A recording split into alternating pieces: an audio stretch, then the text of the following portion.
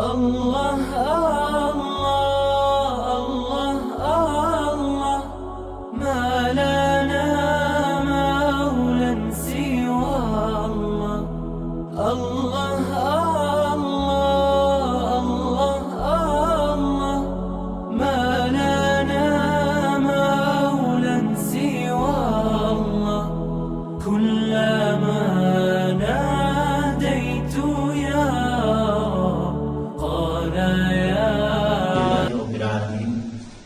والصلاة والسلام على رسوله الكريم نبينا محمد وعلى آله وأصحابه أجمعين وعلى من تبعهم بإحسان إلى يوم الدين أما بعد. محترم حضرات اور اسلامی ماؤں اور بہنوں، دنیا بھر میں جیسے کچھ حالات گزر رہے ہیں ہم سب جانتے ہیں کہ دنیا بھر میں لوگ جہاں دیکھو وہاں اس کورونا وائرس کے نام سے جو وبا پھیل رہی ہے، اس سے ہر کوئی پریشان ہے. ہر کوئی روزمرہ کی زندگی میں کئی دشواریوں کو جھیل رہا ہے. لیکن دنیا کی زندگی مصیبتوں سے خالی نہیں، پریشانیوں سے خالی نہیں.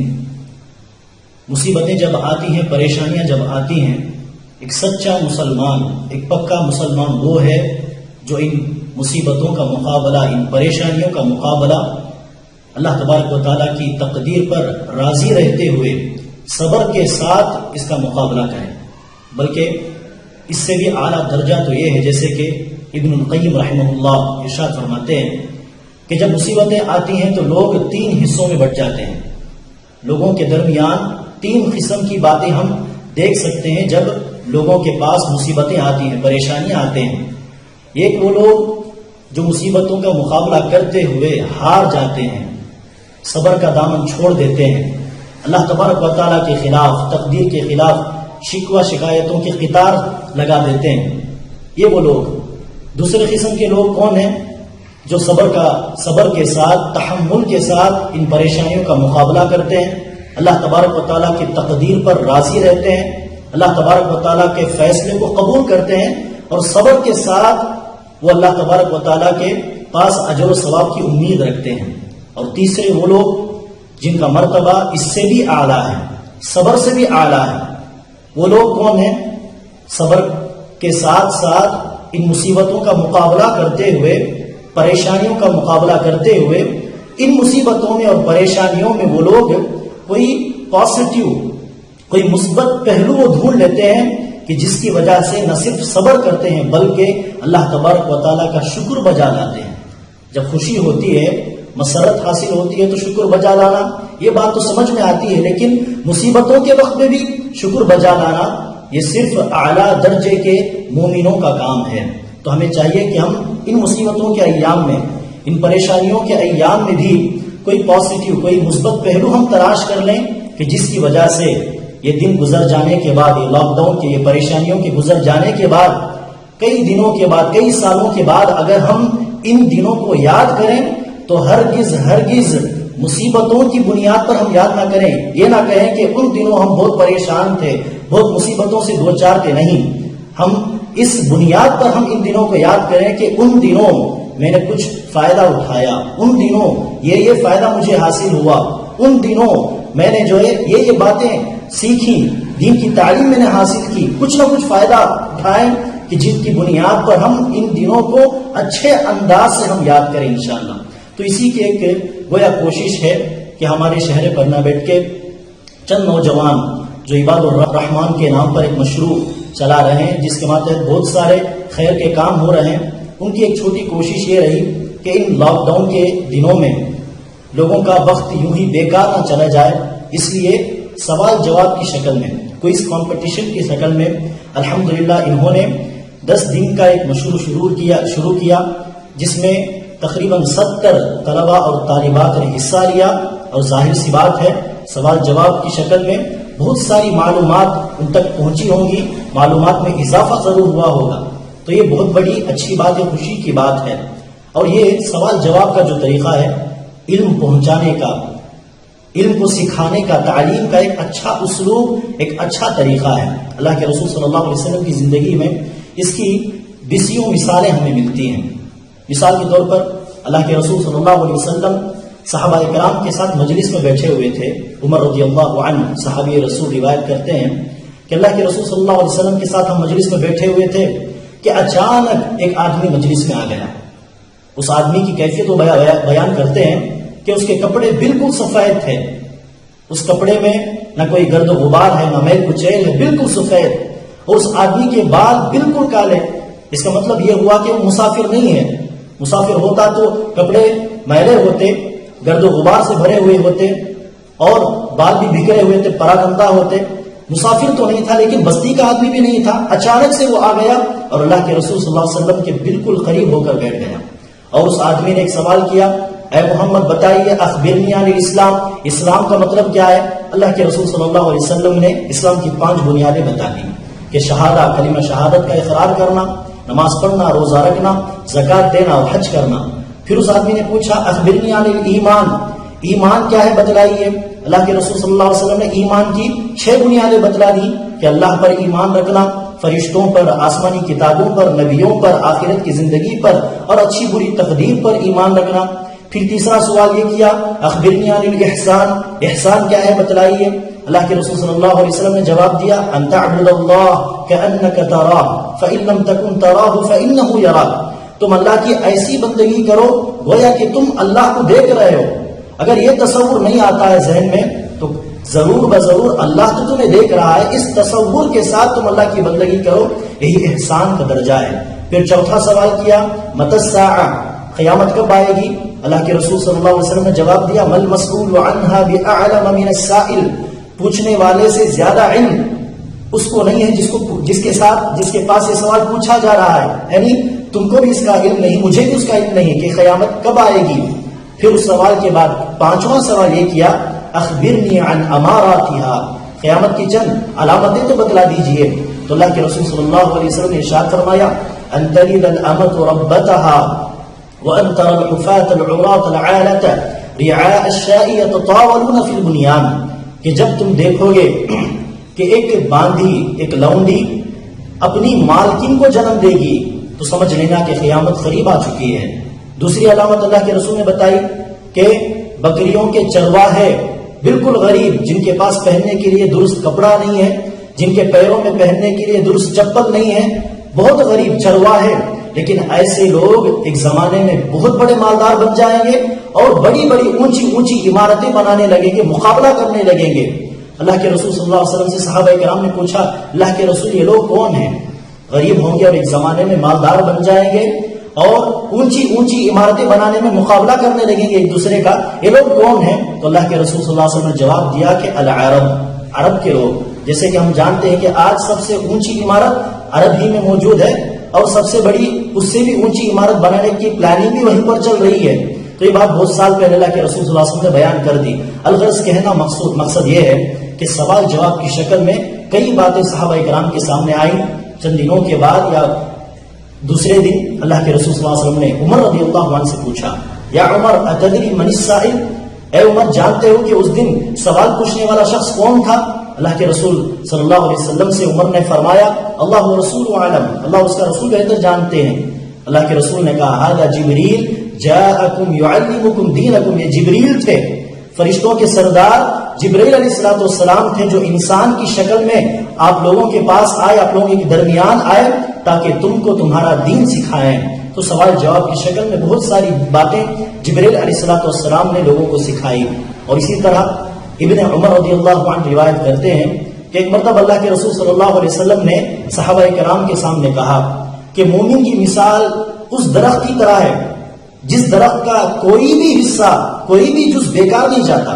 اس درخت کے پتے بھی استعمال میں آ جاتے ہیں، اس درخت کا تنا بھی جو استعمال میں آ جاتا ہے، اس درخت کے پھل بھی چاہے وہ کچے ہوں کہ چاہے پکے ہوں، اس کا ہر جز، اس درخت کا ہر حصہ مفید ہوتا ہے، کارگر ثابت ہوتا ہے، کوئی بھی حصہ بیکار نہیں جاتا. مومن کی زندگی بھی اسی درخت کی مانند ہے. مومن ہمیشہ ہر حالت میں دوسروں کے لیے فائدہ مند ثابت ہوتا ہے. بتاؤ کہ وہ درخت کا نام کیا ہے، وہ درخت کون سا ہے؟ ابن عمر رضی اللہ عنہ کہتے ہیں کہ صحابہ کرام نے کئی درختوں کے نام بتلائے لیکن کسی نے صحیح جواب نہیں دیا. ابن عمر کہتے ہیں کہ مجھے صحیح جواب معلوم تھا کہ وہ کھجور کا درخت تھا، لیکن میں کم سن چھوٹا بچہ تھا، میرے سامنے بڑے بڑے صحابہ کرام صحیح جواب دیے بغیر بیٹھے ہوئے تھے. میں نے مناسب نہیں سمجھا کہ میں ان کے درمیان جو صحیح جواب دوں، اس لیے میں خاموش رہ گیا. پھر اللہ کے رسول صلی اللہ علیہ وسلم نے خود اس کا جواب دیا کہ وہ درخت کھجور کا درخت ہے. عمر رضی اللہ عنہ کہتے ہیں کہ اے میرے بیٹے، کاش تم نے وہ جواب دے دیا ہوتا، کاش تم نے وہ جواب دے دیا ہوتا. اگر جواب دے دیتے اس مجلس میں تو میرے لیے اس سے بڑھ کر خوشی کی بات کوئی اور نہیں ہوتی. اسی طرح اللہ کے رسول صلی اللہ علیہ وسلم نے ایک مرتبہ ابی بن کعب رضی اللہ عنہ سے ایک سوال کیا. اے ابو المنذر، ان کی کنیت تھی ابو المنذر، کہا کہ اے ابو المنذر بتاؤ ایو آیت فی کتاب اللہ معک اعظم، اللہ کی کتاب کی قرآن کی سب سے عظیم آیت کون سی ہے؟ پہلے تو ابی بن کعب رضی اللہ عنہ نے کہا اللہ ورسولہ اعلم، اللہ اور اس کے رسول بہتر جانے. پھر اللہ کے رسول صلی اللہ علیہ وسلم نے چھوڑا، دوبارہ وہی سوال کیا، بتاؤ اے ابو المنذر، اے ابی بن کعب کہ قرآن کی سب سے عظیم ترین آیت کون سی ہے؟ تو دوسری مرتبہ ابی بن کعب رضی اللہ عنہ نے کوشش کی اور جواب دیا، کہا کہ اللہ لا الہ الا هو الحی القیوم، یعنی آیت الکرسی. تو اللہ کے رسول صلی اللہ علیہ وسلم خوش ہوئے، صحیح جواب پر خوش ہوئے اور ابی بن کعب کے سینے پر ہاتھ مارتے ہوئے شاباشی بتاتے ہوئے اللہ کے رسول نے کہا واللہ لیہنک ھذا العلم یا ابا المنذر، اے ابو المنذر دین کی یہ سمجھ، دین کا یہ علم تمہیں مبارک ہو اللہ کی قسم. تو اس سے پتہ چلتا ہے کہ دین کا علم دینے کے لیے یا کوئی بھی علم ہو، سکھانے کا ایک انوکھا اور اچھا طریقہ یہ سوال جواب کی شکل میں، سوال جواب کی شکل میں بہت ساری باتیں بچے سیکھ لیتے ہیں بڑی آسانی کے ساتھ. تو اسی بنیاد پر یہ مشروع، یہ چھوٹی سی خدمت پیش کی گئی. الحمدللہ اللہ سے امید ہے کہ بہت ساروں کو، جتنے بھی طلبہ طالبات نے اس میں شرکت کی، ان کی معلومات میں ضرور اضافہ ہوا ہوگا، انہوں نے فائدہ حاصل کیا ہوگا. بلکہ نہ صرف طلبہ اور طالبات بلکہ ان لوگوں نے اپنے ماں باپ سے سوال کے جوابات دریافت کیے ہوں گے، تو ماں باپ کو بھی اس سے جو ہے ضرور فائدہ ہوا ہوگا. اللہ تبارک و تعالیٰ سے ہم یہی امید رکھتے ہیں. تو لاک ڈاؤن کے ان ایام میں ضرور بضرور ہم پریشانیوں سے دو چار ہیں، روزمرہ کی زندگی میں کئی بدلاؤ سے ہم دو چار ہیں، لیکن ان ایام میں بھی ہمارا تعلق علم سے منقطع نہ ہو جائے. علم سے، دین سے، اللہ تبارک و تعالیٰ سے، عبادت سے ہمارا تعلق جڑا رہے. چاہے کتنے ہی معاملات جو بگڑ جائیں، پریشانیاں، مصیبتیں ہماری زندگی میں آ جائیں، ہمارا تعلق ختم نہیں ہونا چاہیے علم کے ساتھ اور عبادت کے ساتھ. اس کی ایک بہترین مثال میں آپ کے سامنے سلف صالحین کی زندگی سے پیش کرنا چاہوں گا. ایک بہت بڑے عالم تھے بقی بن مخلد، جو اندلس کے رہنے والے تھے. اندلس یعنی اسپین، یورپ کا ایک ملک ہے اندلس، وہاں کے رہنے والے تھے. وہاں سے اندلس سے وہ سفر کرتے ہوئے بغداد پہنچتے ہیں. اس زمانے میں جب احمد بن حنبل رحمہ اللہ رہا کرتے تھے، تو اندلس سے بغداد آتے ہیں کس مقصد کے ساتھ؟ وہاں جا کر احمد بن حنبل سے میں ملاقات کروں گا اور ان سے علم حاصل کروں گا. لمبا سفر، طویل سفر کر کے بغداد پہنچتے ہیں، عراق پہنچتے ہیں.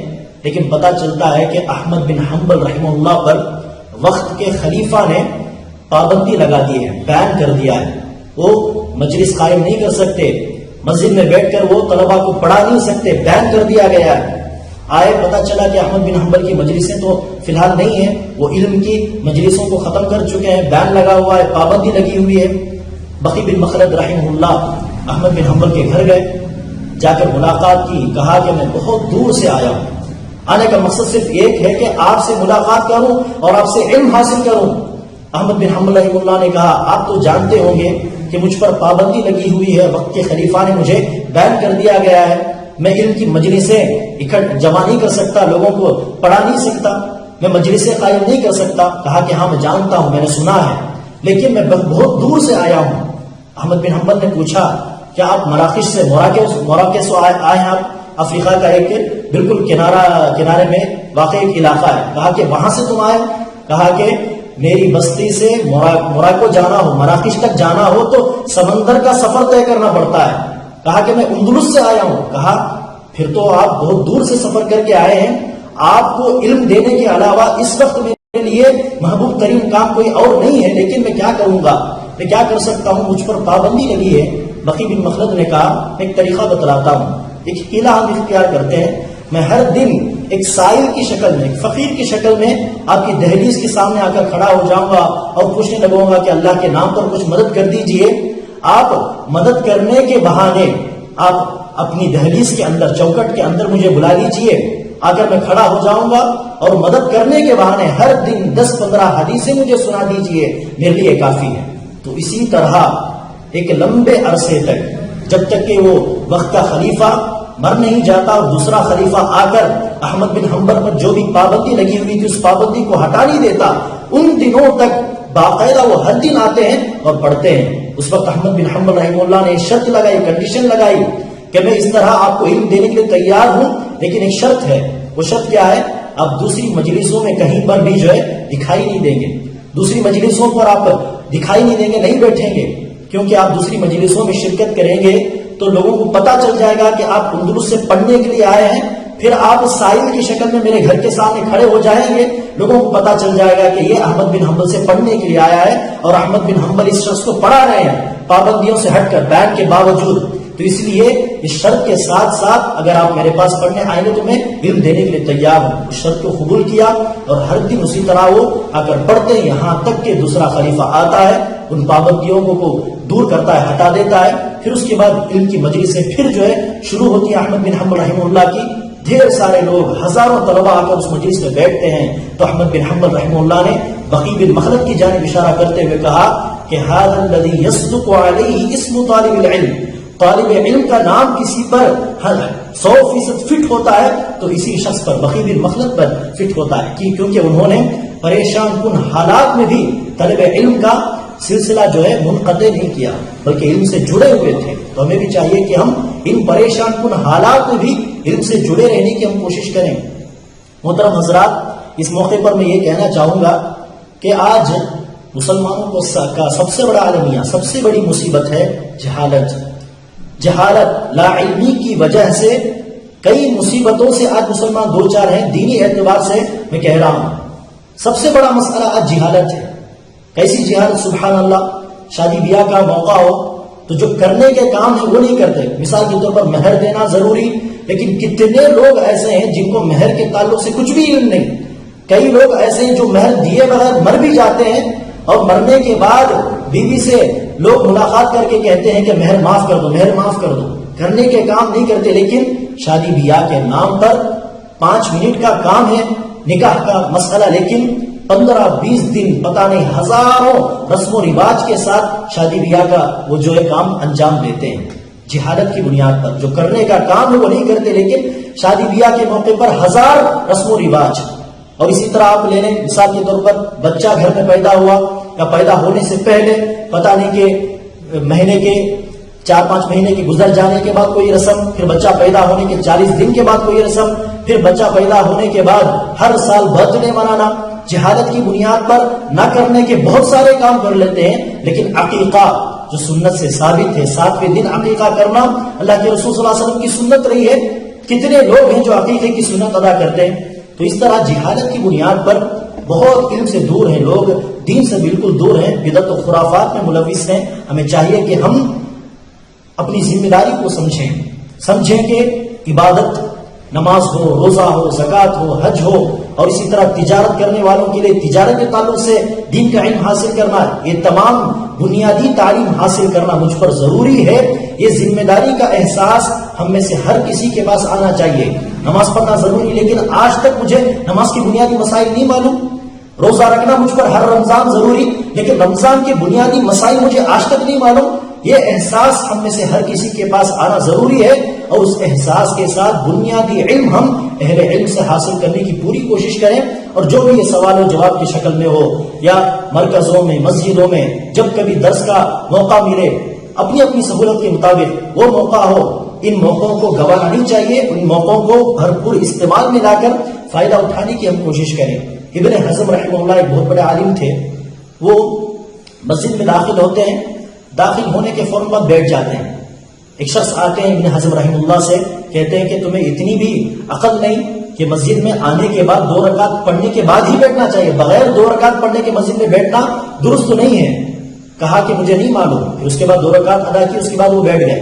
ایک دوسری مرتبہ وہ کہتے ہیں کہ میں مسجد میں داخل ہوا اور اس دن کے واقعے کی بنیاد پر داخل ہوتے ہی 2 رکعت میں نے نماز ادا کی، تو نماز کے بعد کسی شخص نے مجھ سے کہا کیا تمہیں یہ نہیں معلوم کہ اس وقت نماز نہیں پڑھنا چاہیے؟ ممنوع اوقات میں سے ایک وقت ہے زوال کا وقت، تو سورج کے غروب ہوتے وقت، سورج کے طلوع ہوتے وقت اور زوال کے وقت نماز نہیں پڑھنا چاہیے، کیا تمہیں نہیں معلوم؟ تو اس طرح انہوں نے ٹوکا.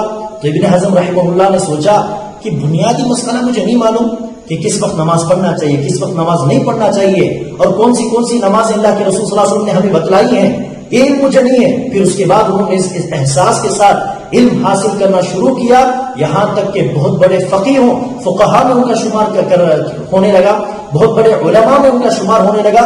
ان کی لکھی ہوئی کتابیں آج بھی جو ہے علماء کے درمیان بہت مشہور ہیں. تو ہمیں چاہیے کہ ہم اسی احساس کے ساتھ علم دین حاصل کرنا شروع کریں، اور بنیادی علم کم از کم دین کا بنیادی حصہ ہم حاصل کرنے کی کوشش کریں.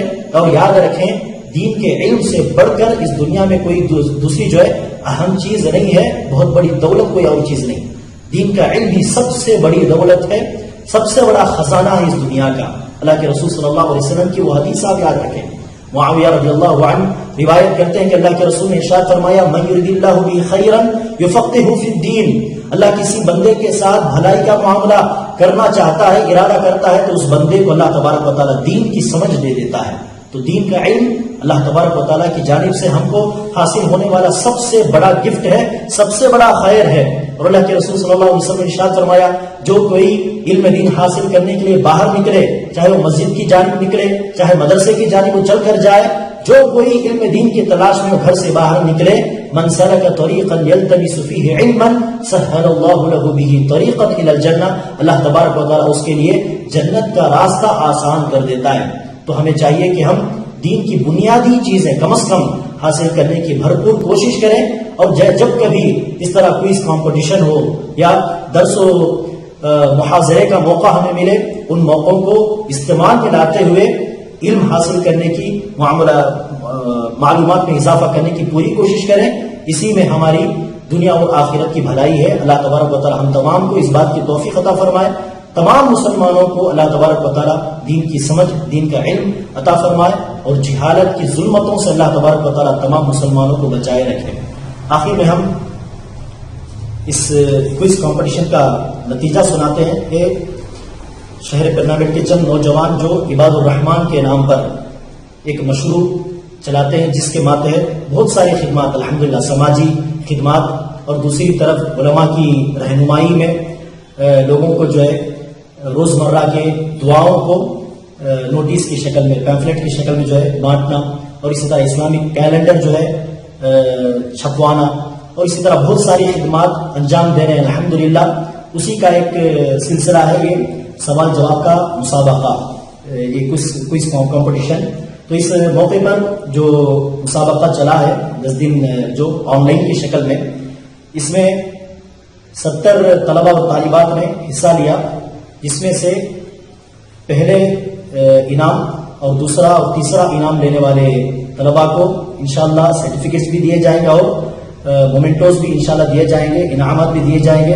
اور وہ طلبہ جنہوں نے 90 کے اوپر مارکس لیے ہیں، ان کو بھی انشاءاللہ انعامات دیے جائیں گے، اور سند سرٹیفکیٹس بھی دیے جائیں گے. اور دیگر جو طلبہ جنہوں نے 90 کے نیچے مارکس لیے ہیں، ان کو پارٹیسپیٹ سرٹیفکیٹس ضرور دیے جائیں گے انشاءاللہ. ابھی میں اس نتیجے کو آپ کے سامنے سناتا ہوں. پہلا انعام لینے والے طالب ہیں پی ایس محمد بلال بن پی ایس محمد عمران، جنہوں نے 100 مارک لیے، پورے مارکس لیے. دوسرا انعام لینے والے بھائی ہیں یم نصر محمد بن یم محمد فیصل، جنہوں نے 90 پر 8 مارکس لیے ہیں. تیسرا انعام لینے والے بہن ہیں یم عائشہ صدیقہ بنت محمد علی، جنہوں نے 90 پر 7 مارکس لیے ہیں. اور جنہوں نے 90 کے اوپر لیے ان طلبہ کے نام ہیں بلال حسین، سارا فیض، وی محمد، احسان اللہ، کے فواز، محمد زید، حاجب احسان، پی ایس محمد زاہد، ین عبداللہ فحان، ین امت النور حانیہ، زہا، زویا افشان، پی حسیبہ حرمین، محمد عثمان خان، یم سمیہ پروین، ریشمہ، محمد زعیم، جی سلطانہ پروین، فہیمہ فرزین، ثنا مریم، اور آخر میں ین اختر بیگم. تو انشاءاللہ ان تمام طلباء کو انعامات اور سندیں دی جائیں گی اور دیگر طلباء اور طالبات کو بھی انشاءاللہ پارٹیسپیٹ سرٹیفکیٹ انشاءاللہ دیے جائیں گے. اللہ تبارک و تعالیٰ سے دعا ہے کہ اللہ تبارک و تعالیٰ ہم تمام کی ان کوششوں میں برکت عطا فرمائے.